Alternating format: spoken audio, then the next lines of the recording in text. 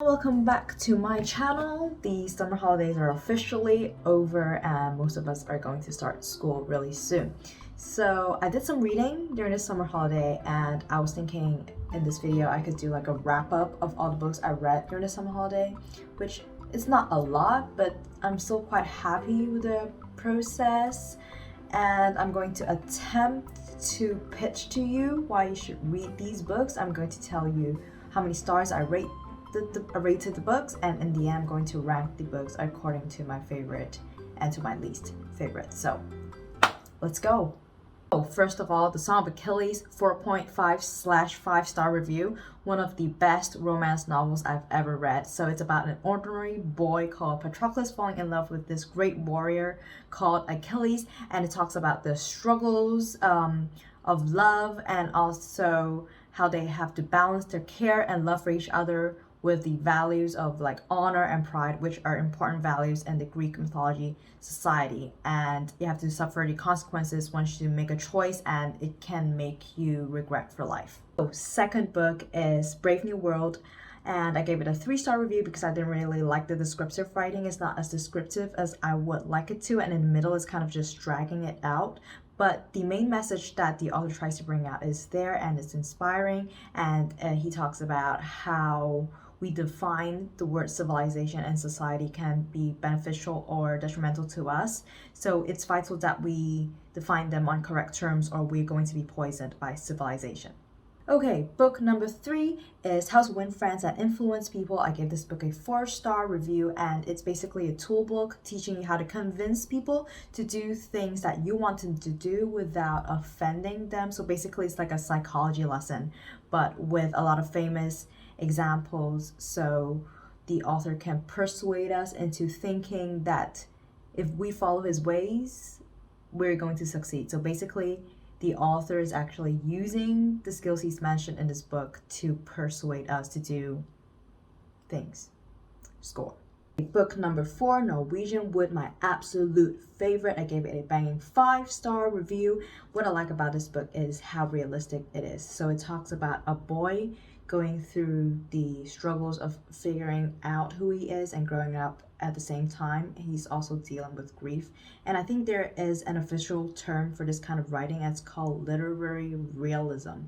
So some people might not like it because there are no big plots and big events happening, but you stay for the gorgeous writing. Absolutely chef's kiss. Book number 5 is Cersei. I gave it a 3-star review. I kind of have higher expectations for this book because I read the Song of Achilles, which is written by the same author. So basically the story is a Greek mythology story, and you see a lot of famous Greek characters coming in and out of Cersei's life. There is a weak attempt to insert the element of female empowerment into the book, which I do not appreciate that much because I think the author is just trying to be politically correct. The cover is beautiful though. So next in line is Jade's book, The Only Study Guide You'll Ever Need, and the whole book is written in a friendly style, so it feels like you're having a conversation with Jade herself. And some of the methods that she recommended I find really useful because I've also used them when I was studying. And she discussed some topics such as mindset and also mental health, which is also applicable to people who are older. So the book is not just limited to high school students. Next book is We Were Liars by E. Lockhart. And when I did the video for this book, I gave it a 4-star review. But right now, I'm not feeling generous. So 3-star review it is because I don't really feel that passionate about this book. The whole book is basically about a girl who lost her memory, and on the journey of regaining her memory, she found out that because of her recklessness, she killed her friends and cousins. That's it. That's the whole plot of the book. Number 8 on the list is Normal People by Sally Rooney. I gave this book a 3-star review because I didn't relate to it that much and I didn't understand the hype. But I do get the values that the author tries to bring forward about how sometimes your popularity can be tied to your social background, although these are really superficial things. She also talks about mental health and also how a lot of misunderstandings arise due to the miscommunication between two people. Next book is Atomic Habits, and I gave this book a 3-star review because I feel like the advice that the author gives is quite similar to a lot of self-help books that I've read before.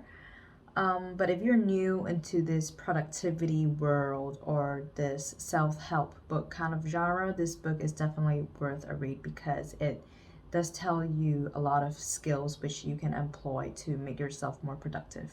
So the final book on today's list is this book called Siddhartha, and I really love this book, and I'm going to give it a 5-star review because it's very enlightening, and I love this book a lot. I don't know if it's because I've never dived into this realm of literature before, of talking about how a person finds their true self and also a higher state of being. So in this book, it talks about a handsome and also well-loved man, and he sets out on a journey to find his true self, and in his journey he has to learn to let go of his ego and also reconnect with nature in order to be finally at peace with himself. And this book is actually a really old book, and Herman Hesse, this author, is actually the Nobel Prize winner for literature back in 1946. So I'm really thankful that I get to read this book at such a young age because, you know, I'm forever 18. It's not that I'm trying to boast that after reading this book I know a lot about life, I know a lot about wisdom, but to be able to read this book really gives me a glimpse into the world of enlightenment and also of life itself, and it actually gives me a lot of good resources and reference to ponder on, and also help me adjust the value I have on life, which I know will change as I grow and also move on in life. But it helps set me on a path to appreciate more on the small things in life and also in nature instead of just merely seeking for big accomplishments. Okay, moving on to the ranking system. As much as I would love to give Norwegian Wood the first place, I have to give it to Siddhartha since it's very enlightening, and I appreciate that the story has a deeper meaning to it, and I always appreciate literature that makes me think and contemplate on life or just values and also things in general. So first is Siddhartha, and second I'm going to give it to Norwegian Wood given that it's written so beautifully. And third, I'm going to give it to the Song of Achilles with this majestic and tear-jerking love story of Patroclus and Achilles. Fourth, we have Jade's study guide. Number 5, we have How to Win Friends and Influence People, since it has some innovative and persuasive tactics to help you, win friends and influence people. And then number 6, we have Brave New World, because I appreciate how it brings forward the idea of defining civilization. Number 7 is Cersei. Number 8 is Atomic Habits. Number 9 is We Were Liars. And coming in last, I'm really sorry to tell you, but that's Normal People. I'm going to read other books by Sally Rooney. I hope that it will impress me more, or maybe if I can relate to it more, I'm going to like it more. Not sure, but this is the list of ranking of all the books I've read, and you can take it as a reference. So this is it, all the books that I've read in summer 2021. School starts real soon, and I hope that I will still have time to read books that I enjoy, and I hope you all do too. And like this video, and also subscribe to my channel for more book content like this, and take care of yourselves. Bye!